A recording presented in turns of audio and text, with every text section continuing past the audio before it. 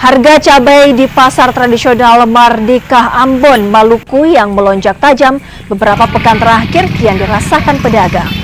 Omset mereka menurun setelah harga cabai menembus Rp120.000 per kilogram.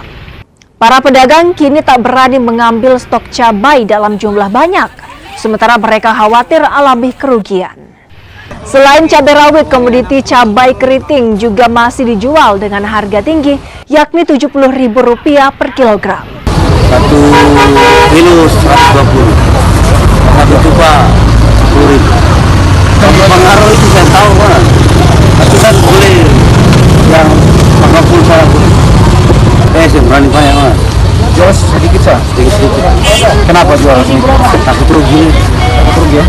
Apa itu? Kalau salah sedikit 100 ini kalau rugi 190. Tahun tutup. Kayaknya mahal mata barang itu biasa 1 juta 5.000 sekarang 3